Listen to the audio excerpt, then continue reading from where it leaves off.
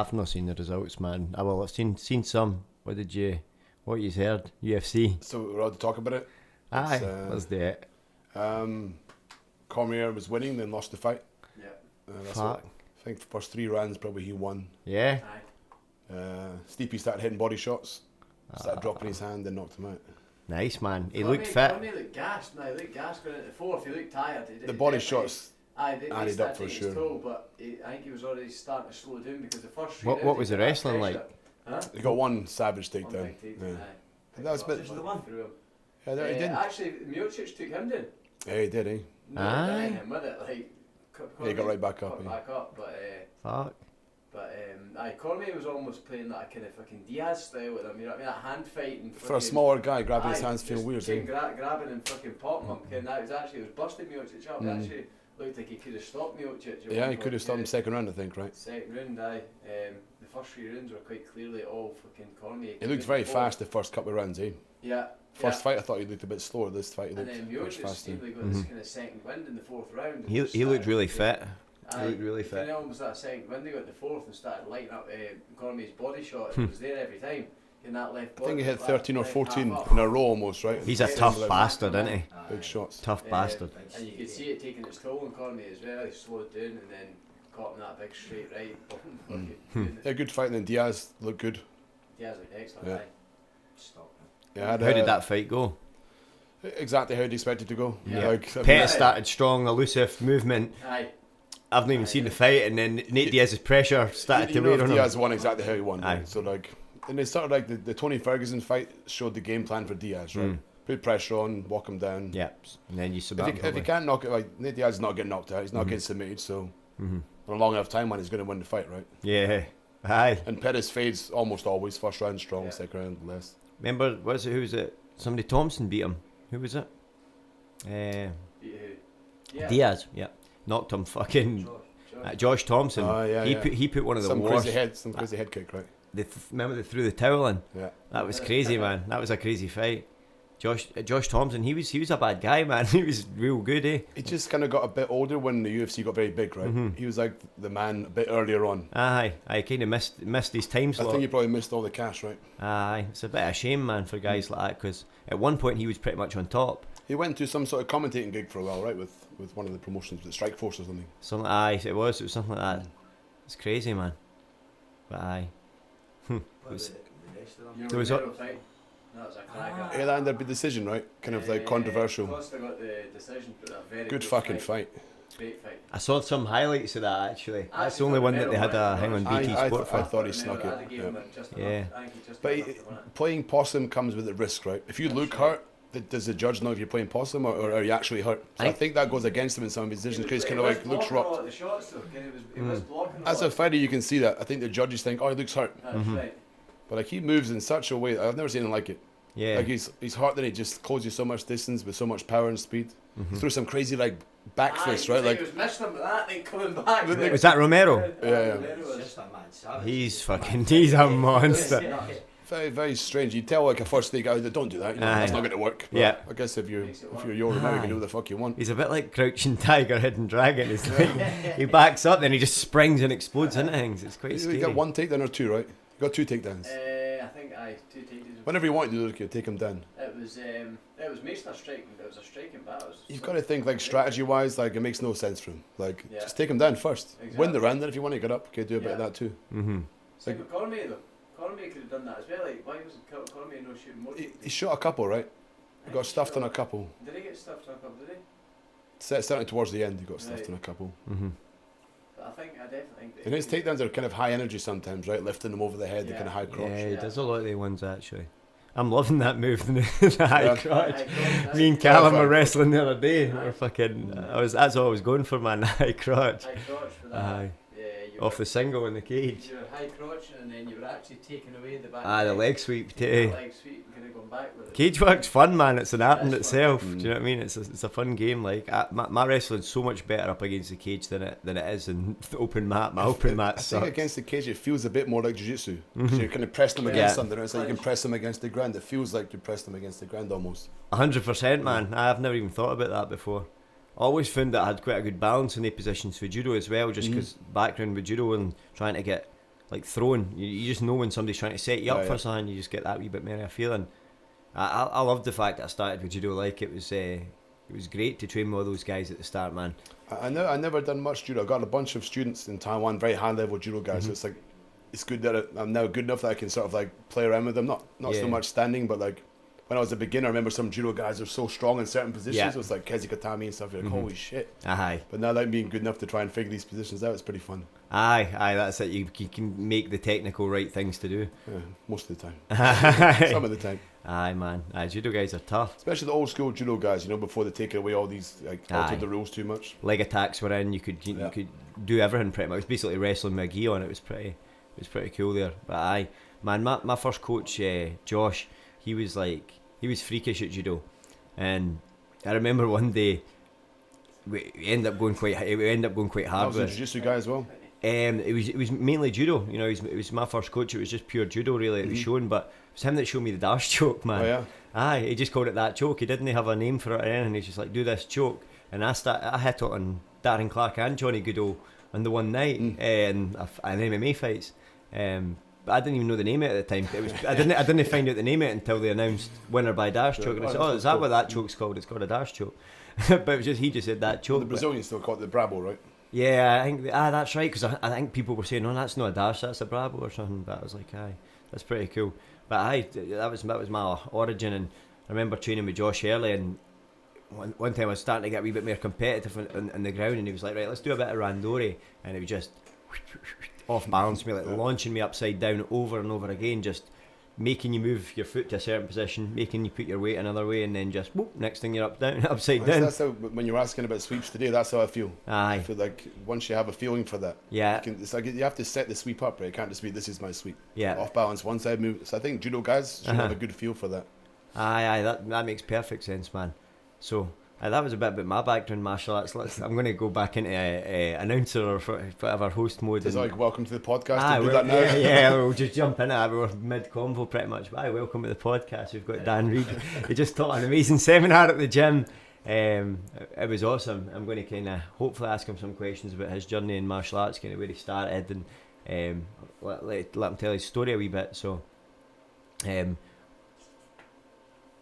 do this the way that you were teaching today.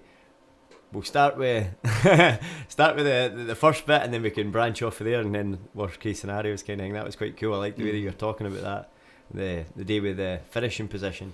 Yeah, that was something that I'd thought about before, but my friend Preet Mikosin he was teaching a seminar at my gym. He was there for a couple of weeks, and I think like teaching for beginners, when you think this is the best way to teach a beginner, that's often just the best way to teach it. It makes the most sense for everyone, but with no assumed knowledge before. And if I give someone a good armbar, say, from side control, they can figure out setups, right? If they know they can finish when they get there, people are like a dog with a bone. They're like, I'm going to get to that position. They'll find their setups. Yeah. You just give them that. You give them the motivation and know if they get there, they can finish anyone. Yeah. They'll fucking find a way. They'll make up their own setups, and that forces them to be creative. And I think the closer you get to the end point of finishing the submission, the less it changes. Yeah. You kind of have to agree that there's a best way to do something. Yeah. Setups are like almost like your personality, like your body type. Like these can be different expressions of the way that you move. But the finishing mechanics for everything should be pretty much decided as this is the best way to do it. Yeah. Or at least my understanding of the best way I can do it, right? Or the best way I can pass it on. So we discussed that a little bit. I thought, man, that makes perfect sense. That's a better way to do it. Aye. Too many people focus on the setups, this long-winded way to get there. Yeah. You never fucking figure it out. You're not always going to get that path, but if you know what the finishing mechanics are, then you're always going to find your ways to get there. Like I've seen it, beginners, just give them one tool. Go get it, and they'll find a way. Definitely. It's all they've got, right? Aye. They're like, I know if I can get there. There's a nail, right? They'll find that guillotine if that's all they've got.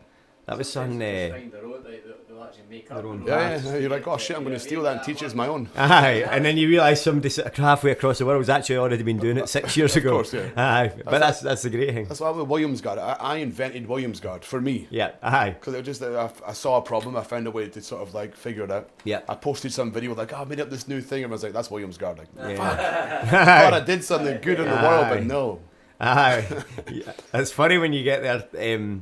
The guy Cammy had over recently as well. I've just really started fucking about with all this chin strap stuff myself anyway. But it's just like in the last wee while, I've had 2 seminars where I was already trying to work on it, and I was so far behind where everybody else is. So obviously, you guys in your journey must have started messing about with that maybe 5 years ago. It was with Chris Brennan, and he's famous for his 10 and 5 finger guillotine. Yep. With these big fucking gorilla hands. He's like 5'8" with hands bigger than mine. So right. It makes sense he was grabbing chins, but yeah, when he was grabbing the chin, I was like, fuck, this is a real hassle. Feels like everything I do is wrong now. Yeah. So like, I seen the value of it, or I felt the value of it. So once you felt that it works, you're like, okay, I need to reverse engineer this and figure out sort of how it's working and what I can do with it. 100%. Sometimes you just get hit with something over and over, and you're like, no, this 100% works. Yeah. It was something, I had a detail like that with a heel hook the other day. I've been getting this heel hook and I'm getting to the position all the time, and it should be a really, really strong position. But one of my training partners kept counting it every time, and I was thinking, he's fucking counting this every time. I'm working so hard to get there, and I'm like, this is this fucker. And again, guys in the background, and I'm thinking, what the fuck, I need to start moving this. So I managed to position it on the opposite side, and I'm saying, oh, that totally kills it off. So whenever they start doing that, switch sides on the leg attack, and actually, you're going to start catching it more. And it worked, but it's like it took a lot of times getting it wrong before I got there. If you spend enough time in the position, you can figure it out. If you have good training partners, not like this prick. Yeah. Like, that's it. If you have good, I think if you have good training partners, so you can work at a speed where it's competitive but safe, right? Aye. I think if you find those guys, man, they're so valuable in your journey. I think you can sort of, like we were talking about earlier, you can kind of like figure it in the lab. Yeah. In a very safe way, like keep on getting back to the same spot, and just like if you spend enough time doing that one heel hook finish, you'll become a master at it, right? Of course, like anything else. Yeah. It's just like, it's something actually, one thing I thought was cool, I was talking to Ben Eddie, and he was talking about, you just fall in love with a position, or you fall in love with a move, and then the next thing you know, you're getting obsessed with that for a while. And I'm finding now, for the first time in a wee while, I'm getting to go back through all my old shit when I first started, and now I've got a new knowledge looking at it. So my guard stuff, I'm like, okay, let's look at this guard stuff again. Arm triangle stuff, just kind of moving off and really just trying to go through all my positions again now that I've got a better understanding, and cycling through, kind of joining them together. It's certainly when you revisit them, and I often revisit when I'm teaching them. Yeah. So I'm reteaching them, like, and then I realise, that's a better way of putting that, a better way of teaching it. And when I teach it that way, then I start to remember it myself better, or even like be aware of what I was doing. Yeah. I think some guys are like, and many guys, they do the move and they're very good at it, but they don't know really why it works. Yeah. When you're coaching, you need to know why it works, not just how to do it. I was talking about that actually. There's like the stages of competence. So the first one's like unconscious incompetence, and then you get like conscious incompetence. So you know that's when you suck, and you know why you suck though, at least, and you're trying to get better at it. And then as we move on to like unconsciously competent, so that's what we're talking about there. You're really good at the move, but you're unconsciously competent at it. You don't know why you're good at it. You don't know why exactly it works. But then you get to the mastery stage. You said a few details of some moves that brought me to that actually the day, and going from unconsciously competent to consciously competent. I mean, it's when you were talking about the strangles versus chokes. Good pronunciation on all of them. I would have fucked one of them up. Yeah. But yeah, that's like a very small thing for me, and I feel like everyone should know that thing, right? Yeah. Like the 3 rules of a choke, the 3 rules of a strangulation. But yeah, it was like a very small detail that ended up making a big difference in so many of my movements. Being able to like understand why they work, not just how to do them. Yeah. Aye, I think it's great when you get there with a move, because even though you understand how the body works, especially legs and stuff as well, because there's some some really tricky sort of right and wrongs with that now, but definitely for chokes, when you know, right, cutting off the right parts of the body. I think or once you understand any of these positions enough, that you should be able to explain them in 3 things, right? To me, that's kind of my goal with all the things that I teach. I'm a long way from there. Some things I teach, I'm like, man, that's kind of a fucking mess. I can't teach the dash as well as I want to yet. It's not perfect yet. The guillotine, everyone got today. The arm triangle, everyone got. The anaconda and dash was like, I'm still kind of workshopping these as a coach. Yeah. I can do them very well, or well for me compared to the rest of my game, but I can't teach them like the guillotine and like the arm triangle. Like the success rate today would be like 100%. Everyone can do a guillotine and arm triangle if they get, in the right position. I mean, the arm triangle for me was one where, man, I used to teach that and I was very good at it, and I couldn't teach it at all. It was a fucking mess. People just, no one would get it. I'd get like a, 10% success rate. Yeah. I'd be teaching it for a week or two, maybe 20% by the end of the 2 weeks. Aye. It was garbage for so long, man. Like, but then now I can take a room full of beginners and I can have them doing the arm triangle right. Aye. So just like the more that I taught it and fucked it up, then eventually I got to a place where I'm like, okay, these are the core values. Yeah. And like if I can put them into 3 things, everyone can understand. Yeah. The more details you give, the more people are like, well, I couldn't possibly do that. I've got to remember all that. it just totally breaks it down a lot more, and then people are just actually right. Okay, keep these things in mind, and they'll get it right. Except for your man at the seminar. Aye, Jimmy, man. I did not remember a single one. I gave him like 5 chances. Oh, he's going to be listening, like shaking his head in there, man. But aye. It's like, I'm a visual learner. Right? Okay. You're doing it fine, but okay, I'm trying to help. I'm trying to give you a shortcut here. Sorry, Jimmy. I always remember Hoyce when he showed me the triangle, actually, and it was at a seminar. And I thought... Did he give you a blue belt right afterwards? Yeah, he actually fucking did, man. It wasn't that time, but Awkward. actually, I know. I gave everyone one, I think, man. He's got one of those like t-shirt guns, right? Aye. Everyone got shot a blue belt. You're now with Hoist Gracie. All right, fuck, I guess I'm Hoist Gracie. I actually can't believe that because I didn't. I ended up not getting a grade in that. You're the only guy ever. I was like, fuck. You must have been really shit. Yeah. But then the next time I did, I was like, oh, that was cool. But the way that he taught the triangle for... all the people, everybody shows triangles, and he showed it. The way he taught it at the time, it really resonated with me. And I thought, ever since then, I've been really good at triangles, like just understanding the mechanics, getting the bite, and getting right into the neck, and then understanding that. Well, actually, the exact same thing works for arm triangles, and that's kind of where I branched off for there, kind of understanding then the darcies and all that kind of stuff. But just pressure with the arm across there. I'm going to go back into story mode then. So, can I ask, when was it you started jiu-jitsu? 2008. 2008. Yeah. Fuck, a long time ago. Yeah, it's 2008 in Scotland in Dunfermline or outside Dunfermline. There wasn't just me and one guy. There was like I guess Rick's was probably open at that time, but like it sounds like it wasn't that long ago. But like finding stuff online back then was like almost impossible. Like it was fucking.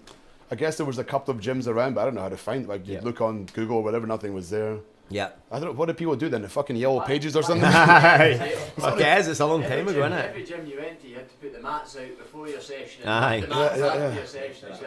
It doesn't seem like so long ago, but it was a fucking lifetime ago in that sense. So I found one guy who was everywhere keen. now. Yeah, there really is, man. Your places, or the place you guys are training is amazing. Fuck, I was very surprised to see that. Cheers, man. Thanks. Very nice. Compared to the place we were training. Yeah. So like, just me and one guy basically that would, there was a few stragglers or, friends who would come and go, but me and one guy would, I'd wake up at 6 in the morning to go train with this guy because he like worked, at 9 or whatever, or 7, I don't know what time, but yeah, you could only train at 6 or 7 in the morning, and I was working way later, but fuck, there was the only guy I wanted to train, so I'd wake up and train and go back to sleep and stuff, and it really gave me the love of it, it made me, I knew how much I loved it, because I fucking hate waking up in the morning, but I did it because I'm thinking, this is the only way I can get this training, other than like getting my mates to like, hey, let's move your coffee table, what's wrong with your carpet, I'm sure you guys probably experienced that too. There's an old video of me and Callum actually where carpet in somebody's fucking kitchen and he gets, I think he's got me in like a fucking headlock. I'm trying to get to Kaohsiung. No, I'm on his back. He's trying to hold me in Kaohsiung, but he's not really like, he's just about to lose the neck, and he's like, if I can just fucking pass, I can get to Kaohsiung. We were fucking fighting in somebody's kitchen or something. Yeah, it's just, it was the dark ages in that sense. So yeah, that was like 2008. Training with a guy, John Humphreys, still my good friend, my brown belt now. I trained with him recently, man. John's a fucking good guy, man. It's very hard to. How old is John now? 52. It's fucking tricky as well, man. 52 years old, fuck's sake, man. He's the toughest 52-year-old I know, man. He puts his hands, you're like, holy shit. Aye, he's strong, man. I forget he's 52. I just try and beat the shit out of him. Like, man, like, usually someone's 52. I'm like, I'm gonna take a little bit easy. You know what I mean? That's With it, John, man. I'm like, no, fuck you. It's so I can kill you. Definitely, it's like a compliment that you're trying to kill him, Yeah, it because is, look, right? you're fucking, you're too dangerous for Just me to makes take lightly. Just makes me forget that he's 52. Yeah. Like, that's awesome. So from there, I started training with William Watson at Cross Combat. So still to this day, one of the best coaches I've ever had. Like an amazing conceptual coach, and sort of a benchmark. I compare other coaches to him now. Yeah. Like he was incredible at what he did. A very great conceptual coach. I mean, I trained with him for about a year. Overall, maybe like 2 years. About a year with me and John. 2 years with William. He's had a bunch of good guys that came out under him.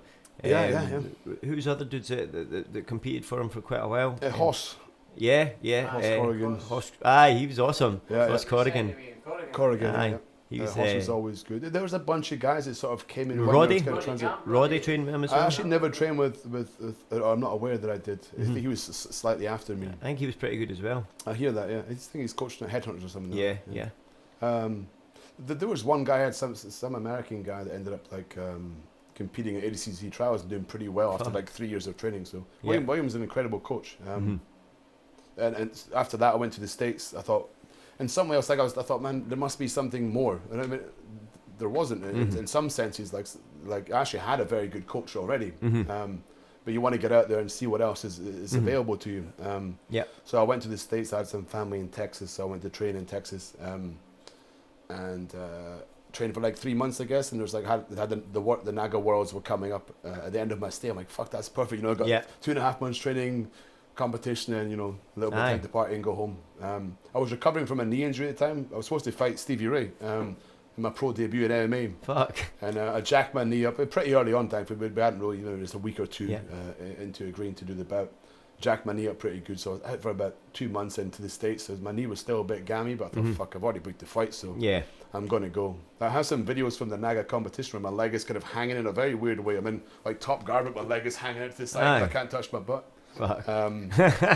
So I won. My coach told me basically, there's no point doing the beginner division, the white belt division. Don't do that. Do that the blue and purple belt division. I'm like, okay. So I won that in the no-gi, like the blue and purple. So what belt were you at this time? Still white belt. Yeah. Fucking hell, aye. So he's like, when he promoted me, he gave me the purple belt and not the blue belt. So I never had a blue belt. That's quality. Yeah, but 3 years I was pretty much training every day, and then sort of proved it in a big stage that I could hang with these guys. Yeah. At that time, I think I knew almost no leg locks. I was like, fuck, Naga's got heel hooks, knee bars, everything's legal. Fuck. Yeah. Aye. So was that still the same kind of sort of rule structure and everything at that point? I think it was more hardcore then. I think like every maybe beginner wasn't, but like you could heel hook, knee bar. Everything. The first fight I saw in my division, it's just like two leg lock guys trying to kill each other. I'm like, oh fuck, man, I don't even know any leg lock stuff at all. Like fuck, I better avoid these guys. That was the same for me with Naga. When I never competed in it, but the very first time I even seen the belts was about 2013. Me and Callum were in Corona. Was it Corona we were in? It was Corona, I think 2013 that was. And I just remember seeing the Naga belt, and I was still more, like my main focus was MMA at the time, but I seen the Naga belt and I thought, I want one of these fucking belts. When I competed, you got a sword if you won. Oh, fuck. Like, how the fuck am I going to bring that back to Scotland? What, this sword? Yeah, it's just from competition. So, yeah, I didn't bother. Like, what am I going to do with that? I'd seen that they had that, but yeah, when I seen that, I thought, man, I would have loved that one belt. day I'm going to get that. I never won a belt for anything. Never had a belt. That's fucking crazy, man. Sucks. I want a belt. That's it. Any belt. Get yourself one, man. Yeah, I guess I have to. Naga Dublin if you're still about in 2 weeks' time. Fuck. I just left actually. But yeah, hopefully I can come back to the UK and to Europe more often now. That I basically sold my gym in Taiwan and just want to have a more sort of transient lifestyle, train different places. Where did we get to with your journey there? So we got to the States. Okay, we're in the States. After that, I pretty much just started traveling around. Like I'd work a little bit, then travel. Sort of like enjoying life a bit. Loving life, actually. This time it was very nice, and as long as it was training somewhere, I would just go. If I wasn't, if there was like very high level guys, I would just train. If there was lower level guys, I would coach. Cause I was coaching already by this point. So when I went back as a purple belt, I was the only purple belt in Fife at the time. And everyone's kind of looking at me like, well, I guess you're going to coach, right? I'm like, oh, fuck, I don't know anything about coaching, like zero about coaching. Yeah. This time I was very, very flexible and like a good athlete from like, I played basketball for 10 years, so I was a good athlete, very flexible. Yeah. Just do my stuff. I don't know why it was working. I was just doing it. So I tried to coach people. Just bring your leg over here, like probably doing some sort of 10th planet stuff. And like all my guys are like, well, not even my guys, so the guys that were looking at me like, "Can you coach us?" Like, I can't fucking do that. Like, just pull it harder or something. Like, figure it out. Like, no way. You're not telling me. I was just doing my super weird stuff. You know, like it was my game. I'm trying to take. So I was terrible back in the day. The worst coach ever. Definitely not made to be a coach. It was something I had to work very hard to figure out. Break down the techniques and stuff like that. And get the things that I would teach, I would often just teach the way they were taught to me. Yeah. Like, and sometimes that was good, sometimes it was bad. But if I was teaching my stuff, it was a fucking mess. I don't know. Like, I just sort of knew how to do it a little bit, but had no idea why it was working or. Yeah. Some guys can be like excellent martial artists or whatever, and then they struggle to put it into words when they come to coaching. For sure. And other guys can be like not so great martial artists, but the detail on the techniques, and they can articulate very well. Yeah. It's just the way. But it's the same with some guys. Some guys are killers in the gym, but then they don't compete on the night when it matters. But some guys aren't as great in the gym, but then on the night they fucking show up. You know what I mean? It just depends. It's a tricky balance, and I suppose it depends on. People don't think about this, but like.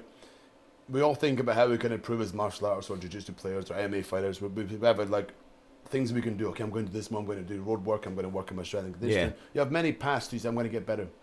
Most coaches, I think, don't look at it like that. Yeah. They just think, well, I'll try and coach better. But they're not actually trying to think, how can I coach better? Yeah. Like today, like I had Chris filming the seminar, not really for any other reason, and so I can watch it back and think, was the progression right? Did I use the right words there? Would I have understood that had I not known the move already? And sort of being self-analytical and trying to figure out what could be better. So like you do that if you're rowing, you'd fucking watch your row, or you'd watch your match and be like, I fucked up there. So to do that as a coach and take notes and say, fuck, that could have been better. That progression was that jump was too big. And I know some points already in my mind where I'm like, no, that jump didn't make sense. It was too big. Aye, what you're saying totally makes sense, because my job during the day as well is training people. But I have to apply that to myself with that as well. So I have to think to myself, like, I'll do whatever evaluations. I noticed you mentioned evaluation actually after. You said, look, any feedback, good or bad. I should. That reminds me. I should make some sort of form or give some sort of Google form where people can do that. That'd be kind of valuable to me. It's a good idea. Yeah. That you just give me randomly. Aye. And then you do that. You take that feedback on board, and feedback's feedback. Like you can tell what's constructive, but everything's it's still everybody's. I'd still be interested to hear what they're saying, right? Yeah, of course. It has to be anonymous, obviously. Yeah, of course. Aye. Otherwise, I'll come hunting your guys down. Aye. Everybody's perspective's always good. You can take something on board. Now, there is some people where you're just like, no, that actually. If you're hearing the same thing over and over, when I first, you can look at patterns. When I first started coaching in Taiwan, actually even when I was in Scotland, and probably even still now, I speak fast, and like I had to keep on slowing myself down. So I'm like, in my head, I'm thinking, "Are you serious? That's how slow you have to talk? Is that what people? Is that how people talk? I feel like I'm speaking like something is wrong with me." It took so long I guess from Fife, you guys would be the same from Aloha. Like it's a thick accent. We speak fast, and like. When I was in Taiwan, I had a room full of Taiwanese, also but Americans and Canadians, and I'm teaching like, and like, look, I didn't catch one word of what you said, like zero. The Americans struggle with that as well. Yeah. It's tough. What was that? Like, slow down. I mean, the accent's part of it, but I just spoke far too fast. So like that was some criticism or feedback, I suppose. Where I'm like, okay, I've heard this enough times that I just have to speak ridiculously slow until I feel like, how could anyone not understand this? But still, I speak too fast. Yeah, you're just trying to make sure people retain it. Especially when I get excited, I'm around new guys at the seminar. I'm getting more excited. Guys are getting it, and I feel like I'm getting some sort of groove or zone, and I start speaking faster. I think in Scotland, I'm probably fine. I think probably people understand almost everything I say. Especially around here, because there's a similar accent, But definitely, I think so. Where did we get to them? So we got to. You're in America, you competed, you got so I just started kind of travelling around, going to different gyms. I spent some time in Asia. I visited Taiwan originally, just after my purple, I guess. A few months after I got my purple, I visited Taiwan and I trained at Taiwan BJJ. There's a good black belt there, Makoto, Japanese guy. And I just go to different countries in Asia or Europe. And my first trip to Taiwan, I met Christian Graugart, the BJJ Globetrotter guy. Yeah. He was on his initial BJJ Globetrotter tour. And ended up spending a week or 2 weeks in Taiwan, something like that. So I ended up, what is this guy doing? There's no professionalism in the Mopcast. There we go. See you soon, Cal. I'll catch you tomorrow, Dan. All right, buddy. Just interrupt the whole thing. Fuck you, Cal. See you after, man. I met Christian during this time, and we travelled around Taiwan together. He had some seminars set up, so I drove around Taiwan, and he taught the seminars, and sort of loosely said, I'm thinking about writing a book about this or whatever, and it sort of grew from there into this sort of a movement again, like a sort of an anti-affiliation, right, where everyone can go together, have camps, go to each other's gyms, and it's kind of created a very cool community. And I liked his teaching style. I think originally he was an SBGI guy, and a few of the other guys were there. I liked the methodology of the teaching. So seeing him teach very conceptually, which reminded me of William's teaching. I was like, this way is better, compared to, I don't know, in America, I'm sure there's great coaching and stuff, but it's too heavily influenced by the Brazilian style of teaching. In my experience so far, European style teaching has been the best.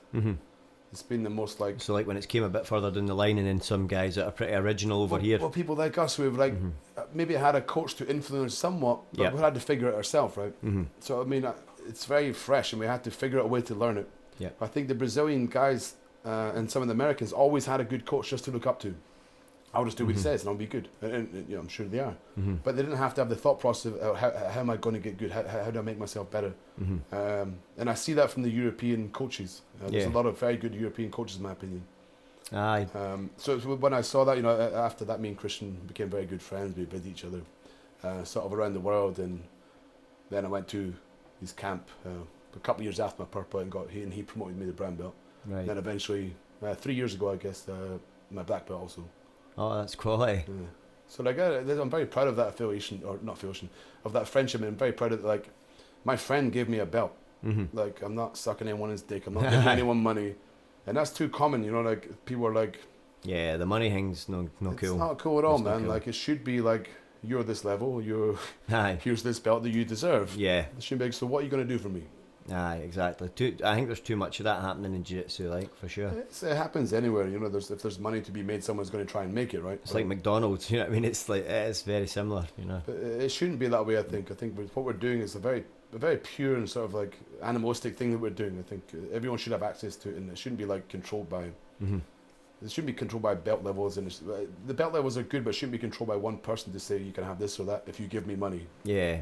It just kind of takes all the coolness out of it. Yeah, I think, for sure. actually. Yeah. Like, all right. It turns it into karate or taekwondo. Well, this is a transaction. I No guess. offense to the karate and taekwondo Aye. guys. Aye. It's like, but that's kind of how it happens. yeah, right? Like, is it it like- starts is off it a very transaction? effective, and then it starts to and it turns into a transaction. Exactly. This grape juice is nice. it can be good. So that was pretty much all the way up to now. And then you said you've had the gym for how long? 5, 6 years. Yeah. I had the 2 gyms, one in Tainan and one in Kaohsiung. And great guys, I love all the guys out there, and they worked hard, and it's been a real learning experience for me, having like a full-time gym or 2 full-time gyms, and really figuring out how to be a better coach, and strangely got much better at jiu-jitsu. Yeah. It's sort of in a vacuum. I had some good guys, of course, but without world-class guys to train with their coach, figured out a way to make myself better. So it's helped me become a better coach and a better jiu-jitsu player. Having sort that of living space. in a vacuum, it's been cool. Loads of time to actually, where you've got to be creative, you've got to work your stuff, and people are now really bringing material to you. You've got to work out your material for yourself. Yeah, it's kind of the joy to me now. Like, if I'm just watching someone else do something, like, I don't know. Trying to find a problem, then figure out a way to solve it. Yeah. And then test it. Does this make sense? Does it stand up to the scrutiny of a role? Sometimes yes, sometimes no. Okay, take it back again, redo it. I find that part very fun. Yeah. Jiu-jitsu is amazing for it. I think it's one of the things that you can just keep getting more and more obsessed with, keep kind of learning. You never stop learning at all. It's my video game. I don't play video games, but like, it's my video game. Did you when you were younger? Not really. I did basketball games when I was a kid, but like, because I played basketball. And I never played video games, but when I hear people speak about video games, like, that's how I feel about jiu-jitsu. It's the same thing. Because I feel like I was pretty obsessive with video games when I was younger as well. I'd play them and I'd always complete them 100%. And I feel like that's Did you complete Snake? I was fucking frightening at that, man. I was really. Did you complete it? I didn't complete it. I saw a guy do it once, one of the guys in the basketball team. No way. Yeah. I watched the whole thing. Yeah. What happens then? It just comes out full. I thought I can remember now. Yeah, it must have been. It might just go full, like, yeah. Yeah, it just goes full, I suppose. But it had like, the kind of pausing technique or something like that. Oh, it was sneaky. It took him like, he said he could do it. We're like, nah, no way you can do that. We're on the bus back from England after we played England. Like, fuck off, you can't do that. I said, yeah, I can. It took him like 5 hours. You know what I mean? By the time he'd finished, no one was interested. Like, shut up, man. That was news from 5 hours ago. Folk love Snake, man. Folk love Snake. It was obsessive, man. That was like the first one that got everybody.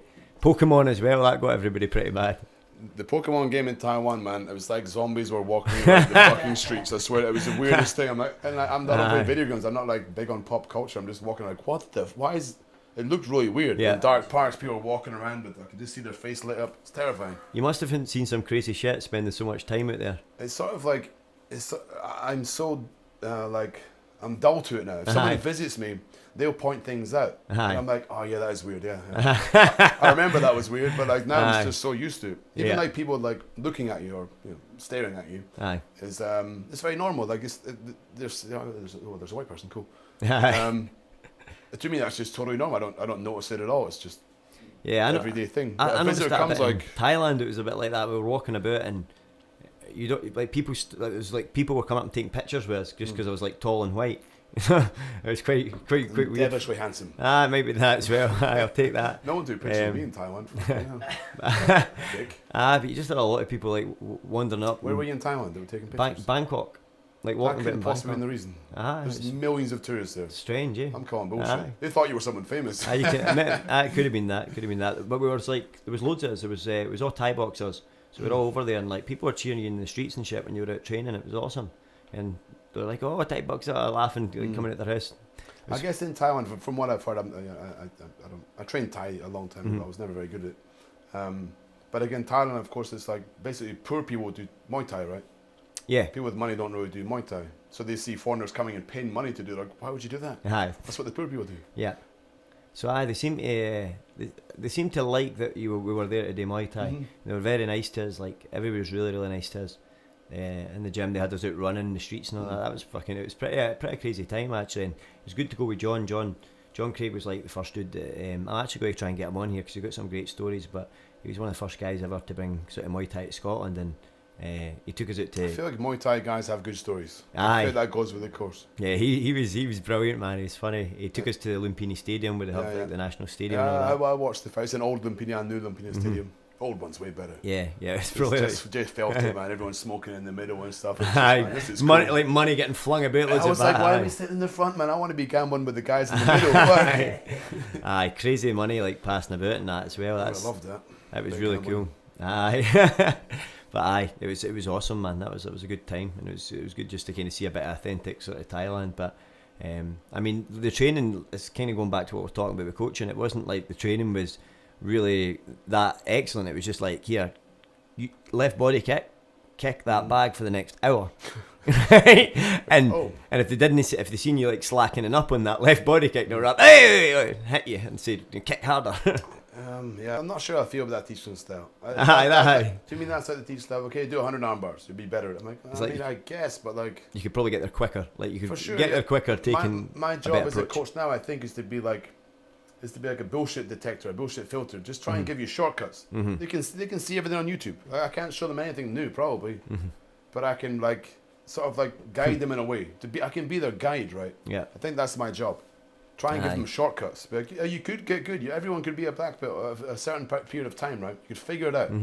You're not a complete idiot, but I want to get you there faster. That's all I can provide, right? Yeah. Aye, definitely. And hopefully not waste time. You know, you've been through the same thing. We're like, I'm going to work on this for a while. You're like 6 months down, you're like, man, why did I do that? how did I put that energy into that? I should have Aye. just wrestled for 6 months. Fuck I'm a fucking aye. idiot. Aye, definitely. Like that move fucking sucked. That was an absolute waste of time. Aye, I was saying that to a few of the guys because I've seen them sharing some of the like more complex kind of. I mean, you can make anything work on drilling, you know, but can you make it work live? But a lot of these videos that float about, there should be some kind of like test that they need to pass before they're allowed to post these videos. It's like, I mean, I know like Calum is gone, so I can say this and interrupt the podcast. But you know, some of those 10th planet flow things that I see, I'm like, it needs to be more realistic. Yeah, I don't know, man. Certain things. I don't know about that. Aye. I don't really like that. Maybe if they're using it for a warm up and it's a body movement, okay, maybe that's what they're doing. I haven't trained with 10 planet guys, but yeah, that's I watch them like, I don't know. I mean, is it going to work exactly like that live? No. Maybe that's not the purpose. Maybe I'm missing the point, perhaps. But like when I see it, and I guess it looks cool. Okay, maybe that's the purpose. It does look cool. We're all doing jiu-jitsu for the girls, right? So many girls in jiu-jitsu. So many chicks available because of jiu-jitsu. But aye.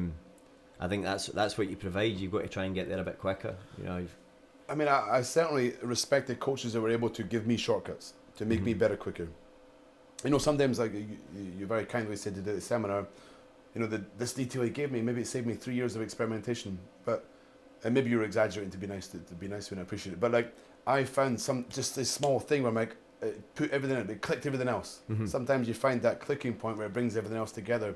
If I can help to give that to people or give it to my students or in seminars, then I've done a great job, I think. One of the things was just believing in the chin strap there and believing in the control that you've got for the chin strap. So that's why I was kind of thinking to myself, like, nah, that's actually a really controlling position. Like, you could literally just say, right, go as hard as you want to go. I'm going to hold this. It's weird, right? And it's going to be really hard for them to get out of Either there. you snap your neck or you stay there. Yeah, they go that way. No, they go that way. Either way, you're kind of you're shutting it down. So I got a lot more belief in that position today. As I can.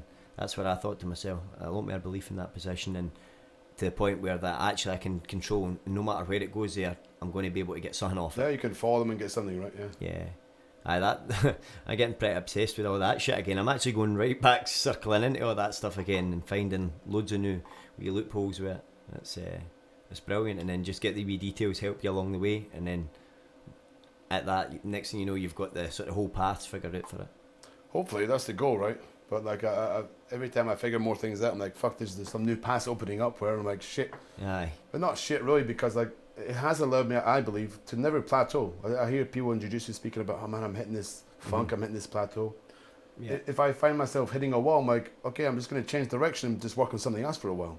I'll come back to that problem later. Yeah. I'm struggling with this, do you know what? Aye. Switch it up. Maybe There's many other things to learn. Maybe what I learn over there is going to help complement that over there. Yeah, it does, yeah. There's some really weird connections that can be made. Yeah, for sure. So how long are you back in Scotland for? Till the 28th. But after with selling the gyms, I feel like I'll come back a little more often. I think I'll try and make it back like twice a year, maybe. The seminars so far have been awesome. Your place and Ben's place, CV in Edinburgh. It's both been a lot of fun. I think pretty well received. I think people enjoyed definitely the seminars. So I think if it's something I can sort of like I can set up every 6 months, I'll come back and teach it. And hopefully, if people like it, I'll keep on doing it. Yeah, that's it. I think it'd be good for people. What we got next? What we got? You've got a couple more seminars left, haven't you? I have higher level Monday. Yeah. Stevie Reid plays Braveheart on Wednesday. Yeah. Then Goliath Saturday, Sunday. I think that's it. That's Sweet. 7 days overall, I guess. Yeah. So I'm going to be at the one on Monday for sure. I'm going to pick up some. I've never even really worked on any of that stuff. The so Williams Guard, yeah. It's going to be totally new to me. So I'm going to have fun with that and see what I can make work with. Yeah. But aye, that's going to be awesome, and it was brilliant to train with you today, man. I really enjoyed it. Yeah, fun. We had like a similar style, so it was fun. Like the things you were doing to me, I'm like, oh, I gotta know that. So then I'd escape, and I'd do the same thing to you. You'd manage to escape. It was a very sort of fun role in that way. You know? You had a lot of wee tricky things as well, that like separating the leg and stuff, and managing to kind of hook a leg. Just wee setups, you know what I mean, to try and get entry and catch that maybe off balance somebody in that position, or the next thing you know, you've got the wrist control. There's a couple of things like that you were doing and that you spoke about that's helped me a lot in my game as well. Just talking about like hierarchy, grips and stuff like that. That was that's something I've never really heard anyone else talk about. I'm sure that they have somewhere, but it's a weird thing. I feel like that people see this gi gripping as this very complex. You must know this grip sequence, and no-gi people are like, oh, just grab them. Yeah. I feel like no, it's not. It's like, actually the control in no-gi is like it's really fucking hard. You've got to do it very well, otherwise the guy can just move all the time. So even things like, and I always try and put when I'm explaining moves, I always say to them like there's 1,000 levels to this move as well. So just because you see this move, once you know it doesn't mean you actually know it. You've got to try and get to level 1,000. And something really simple is like a grip. You know, like I feel like when you grapple with somebody and you feel their grip and you go, oh, that's different. That's not. I think there's like no mistake in a black belt grip when somebody's like, and then it's okay, right? The funny thing is that I rarely think it's, and of course you know, it's rarely the grip strength. It's the technique they're using from the grip, right?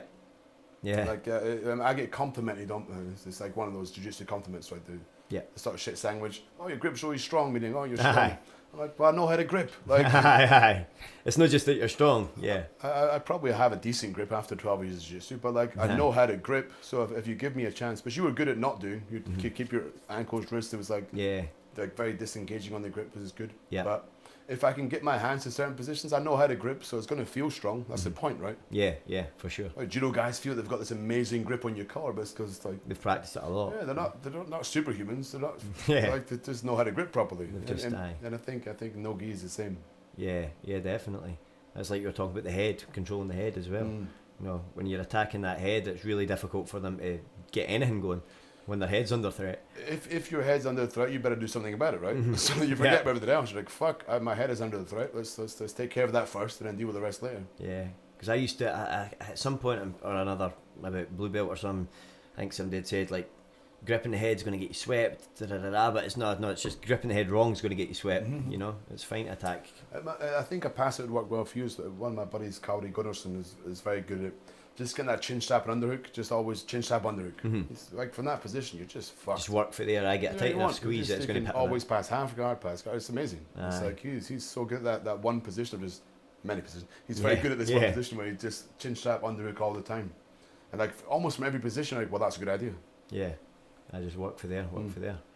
That's awesome, man. Was good to wrap? We happy wrapping at that? Aye. Yeah, absolutely.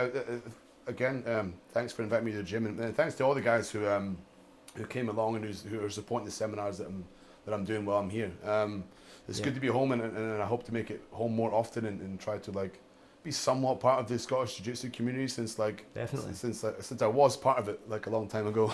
Aye, for sure, man. It must be cool coming back and seeing how like popular it is as well. It's a bit surreal, man. It's a bit surreal seeing these nice gyms and like in so many different places, fucking Alloa and Nidri, Howden and Beath. I'm like, holy shit, man. Like when I started training, there was like maybe one place in Edinburgh. I guess the Grip House was probably open. Maybe James had a place somewhere, but like, man, it was fucking spread few and far between sort of thing.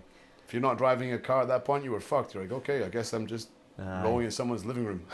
It's booming, eh? It's booming when you actually look at it. It's amazing, man. I'm really happy to see it. And, I mean, I don't feel like I've given much to it, but like it certainly has given me a lot. So I'm happy to try and give back to it. Yeah, awesome. Well, I'll be catching up with you Monday anyway. I think as many people should be trying to get to your seminars as possible. We loved it today. All my guys loved it. It was brilliant. So we'll definitely have you back next time you're over. I appreciate as well. it, man. That's awesome. Yeah, because I said in my Facebook post today, I've been admiring you guys' work for a while. You know, this kind of this part of the world. Man, they're so close to where I used to live. These guys are doing good things. They seem to be rolling nice. Watch some videos. Cheers, man. That's very cool, man, to meet these guys and all with these guys. So thanks for inviting me, and thanks for inviting me on the Mopcast. It was always actually, thanks very much. It was always actually Eamon. It was said to me about you, and Eamon had said I think he'd trained you before, Eamon Cram, and he was always saying you're fucking brilliant, you know. He's very kind. I'm just he always spoke really, and loads of people spoke really, really highly, especially after higher level the other week as well. They're like, fuck, that guy's really good, you know what I mean? So.